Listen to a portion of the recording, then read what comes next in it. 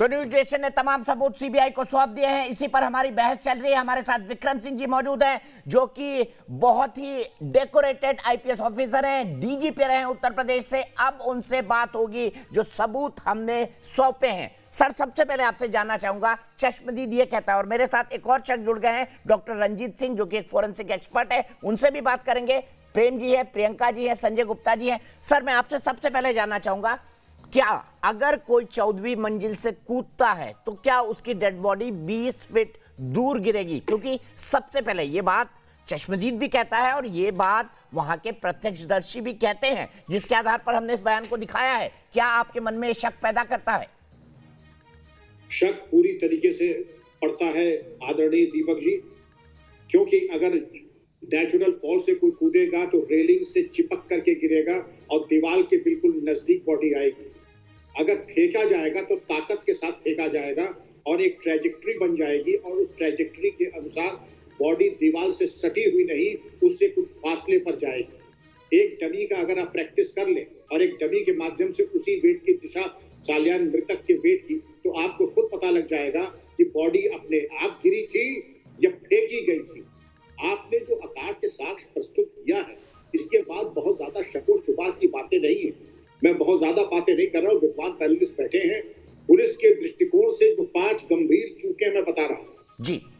दिशा सालियान का फोन, सुशांत का फोन समय से फॉरेंसिक एग्जामिनेशन के लिए नहीं भेजा गया, चूक नंबर 1। सुशांत के घर से निकलते ही पुलिस वालों ने कहा ये आत्महत्या है, ऐसा अंधेर मैंने कभी देखा नहीं। अभी आप मौके से निकले नहीं, फॉरेंसिक और इंक्वेस्ट रिपोर्ट देखी नहीं, आपने कह दिया ये आत्महत्या है। नंबर 3, आपने जो आपकी जिम्मेदारी थी टाइम ऑफ डेथ, ये पोस्टमार्टम में आया नहीं। और ये सबसे पहले किसी भी पुलिस कार्यालय में जाएं तो आप देखेंगे डकैती, कत्ल और जो गंभीर हत्याएं होती हैं, आत्महत्या होती है, तो लाल बिंदियों से उसको निकाल देते हैं कि कब, किस समय और कितनी दूरी पे ये हुए। क्या वहां पे समझ में नहीं आया कि एक हत्या या एक अननेचुरल डेथ 8 तारीख को होती है और एक 14 को होती है, दोनों के पारस्परिक संबंध है, उसका ताना बाना जोड़ करके विवेचना करना जरूरी नहीं समझा? निष्कर्ष प्रेम शुक्ला जी ने जो कहा है, जाहिर है किसी को बचाने की पूरी कोशिश चट्टान की तरफ खड़े होकर की जा रही है, जो कि काम पुलिस का नहीं है। पुलिस का काम यह है कि मुल्जिमान तक पहुंचे। आरोप प्रत्यारोप पे कुछ नहीं रखा है। आरोप तो तब लगेगा जब पुलिस आरोप पत्र देगी, लेकिन इन 5 सवालों का जवाब अगर मुंबई पुलिस अपनी प्रेस कॉन्फ्रेंस दे देती तो काफी खुलासा हो जाता, क्योंकि इनके सवाल के जो जवाब है वो इनके पास है ही नहीं उत्तर, क्योंकि ये इतनी बड़ी चूक है। और मुंबई पुलिस ऐसी मोटी चूक करेगी, ये भी अविश्वसनीय है।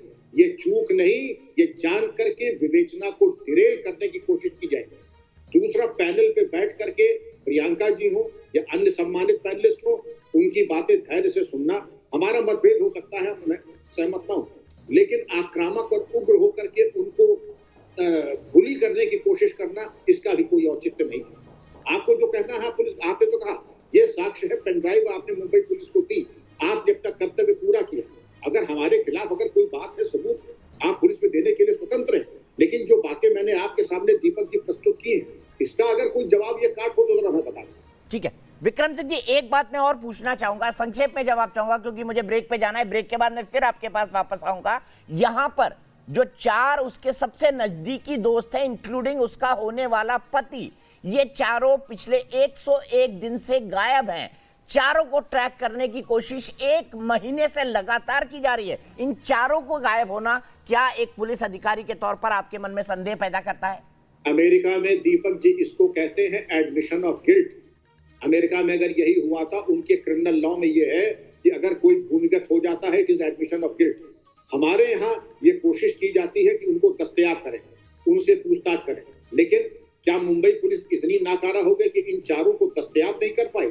ये तफ्तीश की भाषा है। दस्तयाब करना यानी उनको उपलब्ध कराना, विवेचक के सामने रखना और चारों को अलग अलग पूछना कि आपने क्या देखा, क्या किया।